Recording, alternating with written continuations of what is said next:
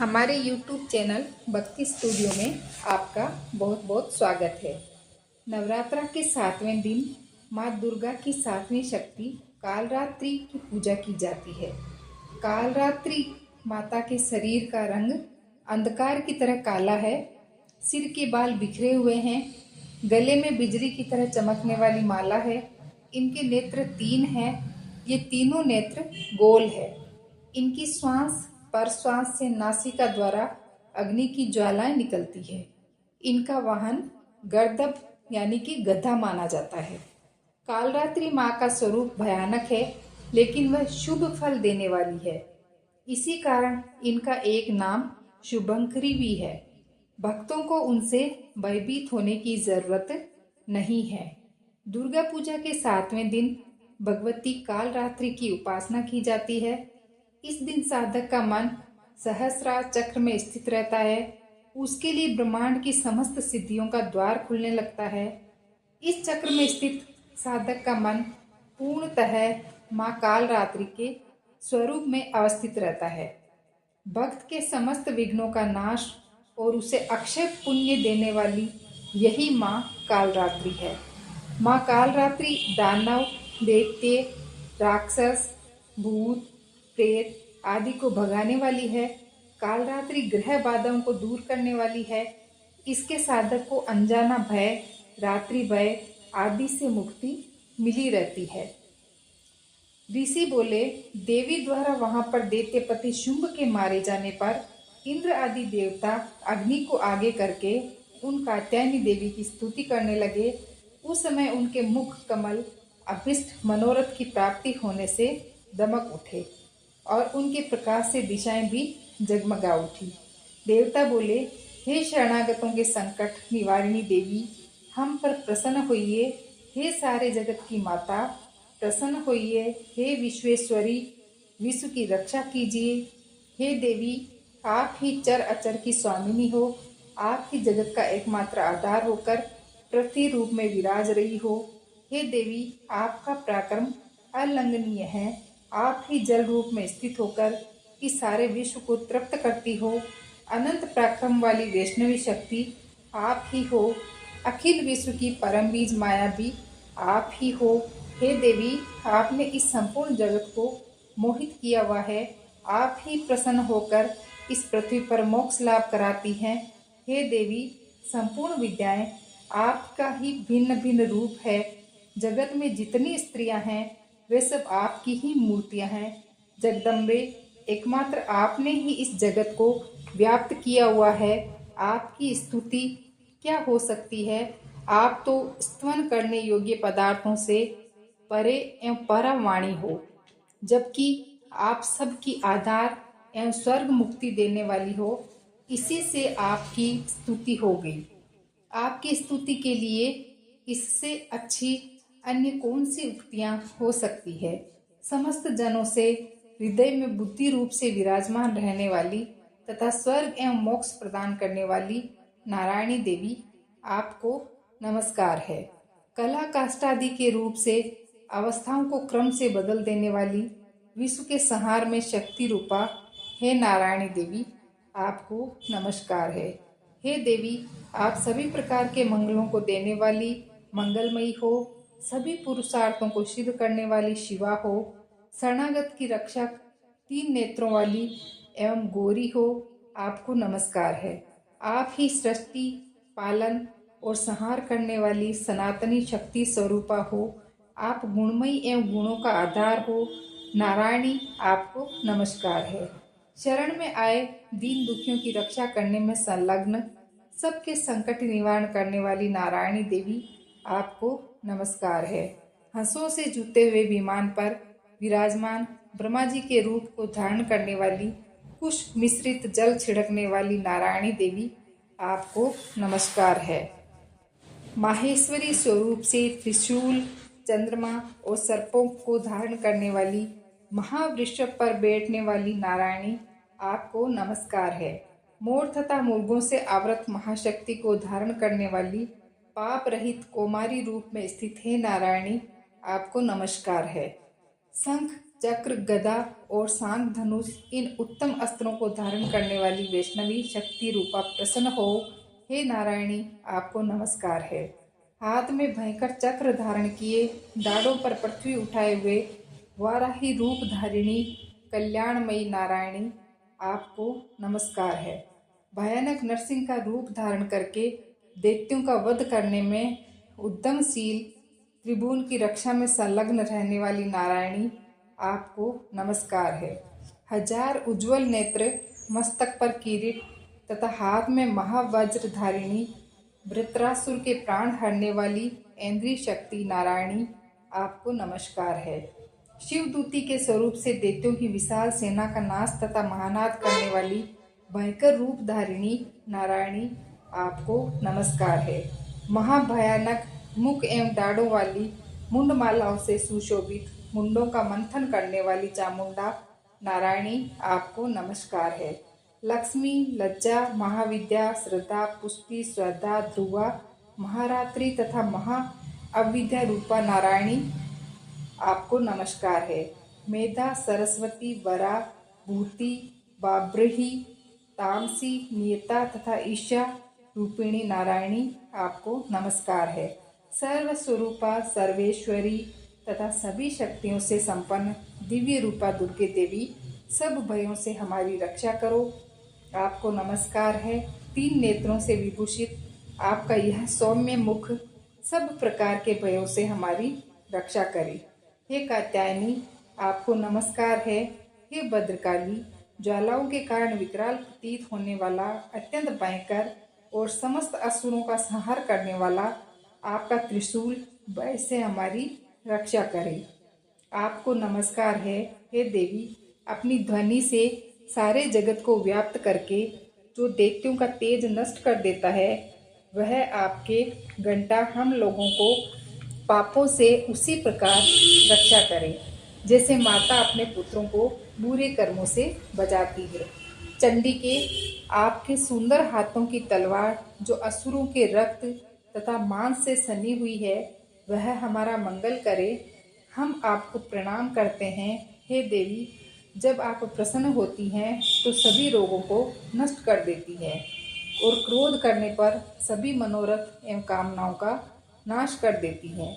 आपके आश्रित जनों पर किसी प्रकार का संकट नहीं आता, अपितु आपके आश्रित पुरुष दूसरों को भी आश्रय देते हैं। आपने जो इन धर्म द्वेषी महादैत्यों का संहार किया है, इसमें अपने स्वरूप को अनेकों शक्ति रूपों में विभक्त करके किया है। हे अंबिके, आपके सिवा अन्य कौन कर सकता है? विद्याओं में ज्ञान को प्रकाशित करने वाले शास्त्रों में तथा आदि वाक्यों में आपके सिवा और किसका वर्णन है?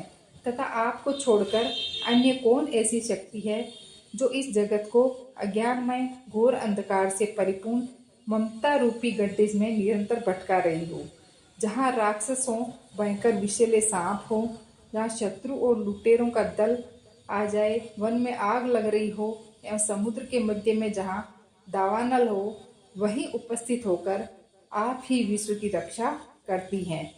हे विश्वेश्वरी, विश्व की रक्षा करने तथा विश्व को धारण करने के कारण आप भगवान विश्वनाथ से भी वंदनीय हो। जो पुरुष भक्ति पूर्वक आपको मस्तक नवाते हैं, वे संपूर्ण विश्व को आश्रय देने वाले होते हैं। हे देवी, जिस प्रकार इस समय असुरों का वध करके तुरंत हमारी रक्षा कर ली, इसी प्रकार नित्य हमें शत्रुओं के भय से बचाइए। प्रसन्न होइए और शीघ्र ही जगत के पाप नष्ट करिए। पापों से उत्पन्न महामारी आदि उपद्रव भी दूर करिए। संपूर्ण विश्व के दुख दूर करने वाली हे देवी, प्रणाम करने वाले हम पर प्रसन्न होइए। तीनों लोकों के निवासियों की वंदनीय मातेश्वरी, सब लोगों को वर दीजिए। देवी बोली, हे देवताओं, मैं वर देने को तैयार हूँ। मन चाहा वर मांग लो, संसार के लिए उपकारक वर मैं अवश्य देती हूँ। देवता बोले, हे सर्वेश्वरी, आप तीनों लोकों की समस्त बाधाएं इसी प्रकार शांत करें तथा हमारे शत्रुओं को नष्ट करती रहें। देवी बोली, देवताओं, वैवस्वत मनवंतर के 28वें युग में शुंभ और निशुंभ नाम के 2 अन्य महादैत्य पैदा होंगे। तब मैं नंद ग्वाले के घर में उनकी पत्नी यशोदा के गर्भ से पैदा होंगी। विंध्याचल में जाकर रहूंगी और उक्त दोनों असुरों का नाश करूंगी। फिर अत्यंत भयंकर रूप से पृथ्वी पर अवतार ले वेप्रचित नाम वाले दानवों का वध करूंगी। उन भयंकर महादैत्यों का भक्षण करते समय मेरे दांत अनार के फूल की भांति लाल हो जाएंगे। तब स्वर्ग में देवता और मर्त्यलोक में मनुष्य सदा मेरी स्तुति करते हुए मुझे रक्तदंतिका कहेंगे। फिर जब पृथ्वी पर 100 वर्षों के लिए वर्षा रुक जाएगी और पानी का अभाव हो जाएगा, उस समय मुनियों द्वारा स्तुति किए जाने पर मैं पृथ्वी पर अयोनिजा रूप में प्रकट होंगी और 100 नेत्रों से मुनियों की ओर देखूंगी। अतः मनुष्य मुझे शताक्षी के नाम से जानेंगे। हे देवतागण, उस समय मैं अपने शरीर से उत्पन्न हुए शाकों द्वारा जब तक वर्षा नहीं होगी तब तक समस्त संसार का भरण पोषण करूंगी। ऐसा करने के कारण पृथ्वी पर शाकंभरी नाम से मेरी प्रसिद्धि होगी। उसी अवतार में मैं दुर्गम नामक महादैत्य का वध करूंगी। इससे मेरा नाम दुर्गा देवी के रूप में विख्यात होगा। फिर जब मैं भयानक रूप धारण करके हिमाचल पर रहने वाले राक्षसों का मुनियों की रक्षा के लिए भक्षण करूंगी, उस समय सभी मुनि भक्ति भाव से नम्र होकर मेरी स्तुति करेंगे। तब मेरा नाम भीमा देवी विख्यात होगा। फिर जब अरुण नामक दैत्य तीनों लोकों में भय एवं बाधाएं उत्पन्न करेगा, तब मैं त्रिलोकी की रक्षा के लिए असंख्य ब्रह्मों का रूप धारण कर उस महाअसुर का वध करूंगी। उस समय सब लोग ब्राह्मणी के नाम से मेरी स्तुति करेंगे। इसी प्रकार जब जब लोकों में दैत्यों द्वारा बाधाएं उपस्थित होगी, तब तब मैं अवतार लेकर शत्रुओं का संहार करूंगी। देवी बोली, देवताओं, जो पुरुष एकाग्रचित होकर इन स्तोत्रों से मेरी स्तुति करेगा, उसकी सभी बाधाएं मैं निश्चय ही दूर कर दूंगी। और जो मधुकेटक का नाश, महिषासुर का वध तथा शुंभ निशुंभ के संहार आदि प्रसंगों का पाठ करेंगे तथा अष्टमी, चतुर्दशी और नवमी को एकाग्र मन से भक्ति पूर्वक मेरे इन उत्तम चरित्रों का महात्म्य सुनेंगे, उन्हें किसी प्रकार का अनिष्ट छू नहीं सकेगा और न पापों से उत्पन्न आपत्तियां उन्हें दुखित कर सकेगी, न दरिद्रता प्राप्त होगी, न प्रियजनों के वियोग का दुख ही सहना पड़ेगा।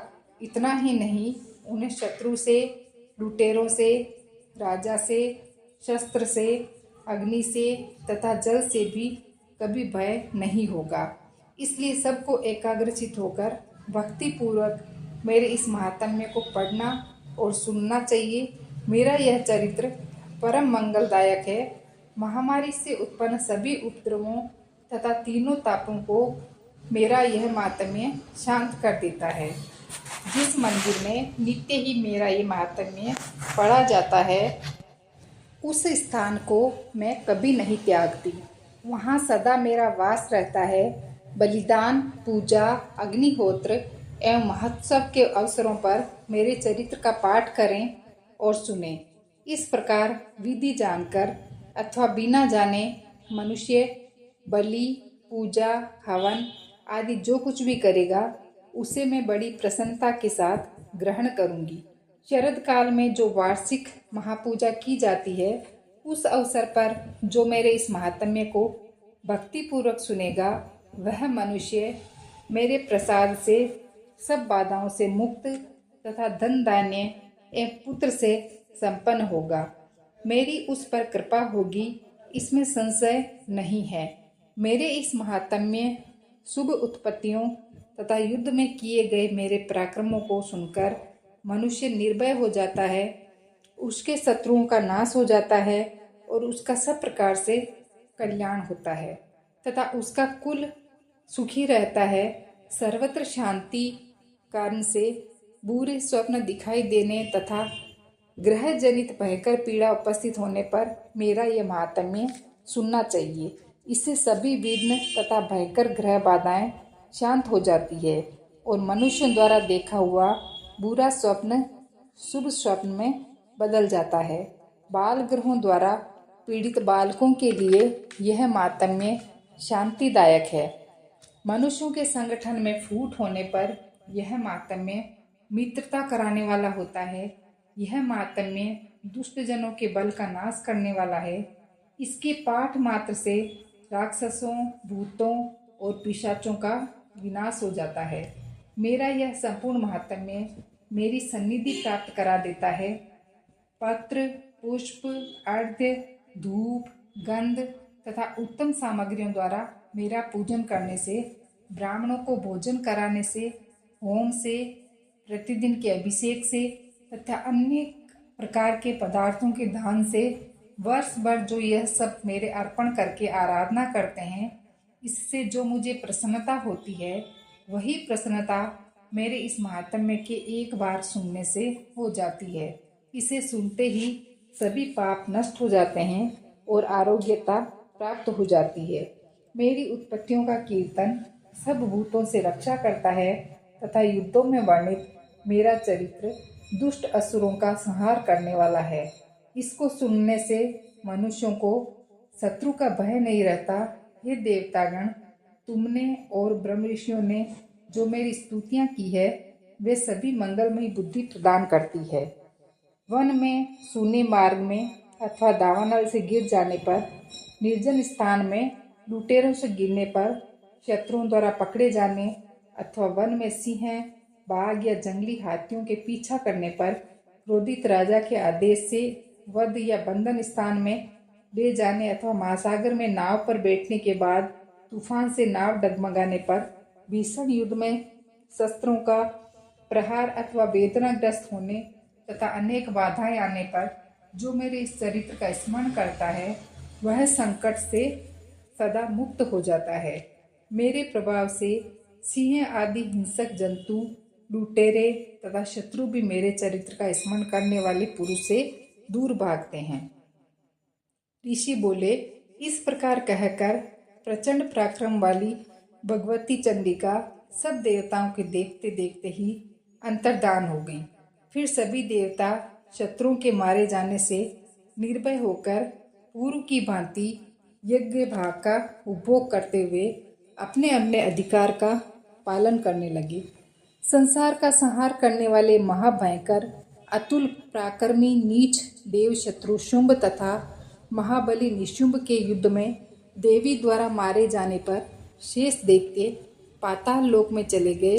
हे राजन, इस प्रकार भगवती अंबिका नित्य स्वरूपा देवी बार बार प्रकट होकर जगत की रक्षा किया करती है।